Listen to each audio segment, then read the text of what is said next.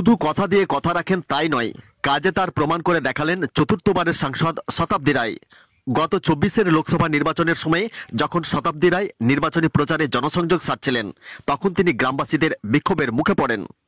সে সময় নলহাটি ২ নম্বর ব্লকের নপাড়া অঞ্চলের গোকুলপুর গ্রামে তৃণমূল প্রার্থী শতাব্দী রায়কে কাছে পেয়ে তার গাড়ি আটকে বিক্ষোভ দেখাতে থাকেন বিক্ষুব্ধ গ্রামবাসীরা।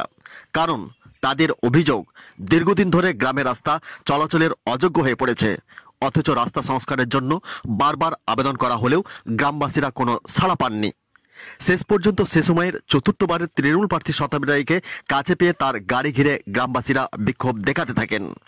রাস্তা সংস্কারের প্রতিশ্রুতি না মেলা পর্যন্ত গাড়ি ঘিরে বিক্ষোভ দেখান।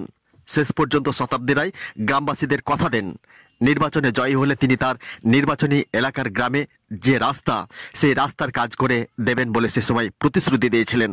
সেই প্রতিশ্রুতির কথা যে শুধু কথাই নয়, তা তিনি বাস্তবে প্রমাণ করে দেখালেন। তিনি কথা দিয়ে কথা রাখেন। গোকুলপুর গ্রামের সেই রাস্তাটি সংস্কারের জন্য ১০ লক্ষ টাকা বরাদ্দ করেন।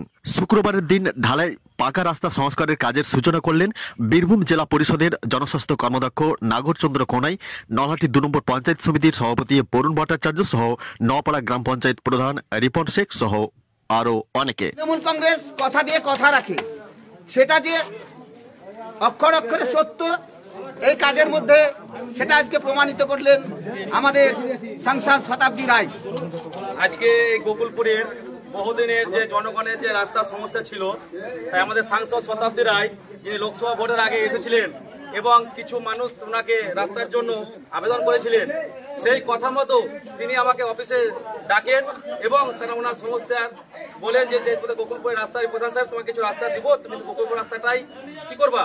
তাই বললাম অবশ্যই আপনি সব থেকে আমার অঞ্চলের মধ্যে এই গোকুলপুরের রাস্তাটা খুব প্রয়োজন, যেহেতু এই গোকুলপুর রাস্তায় গলি গলি কোনো রাস্তায় ঢালাই হয়নি, এত দীর্ঘদিন ধরে অনেক মানুষ সমস্যার সম্মুখীন হয়। তাই তিনি কথা রাখেন, তিনি ভোটের আগে কথা দিয়েছিলেন, সেই মতো আমাকে ডেকে ওনার অফিসে এই স্কিমটা করেছিলেন। তাই ধন্যবাদ জানাই আমাদের সাংসদ শতাব্দী রায়কে, যিনি ওনার কথা দিয়ে কথা রাখেন। তাই ধন্যবাদ জানাই শতাব্দী রায়কে। শতাব্দী রায় জিন্দাবাদ।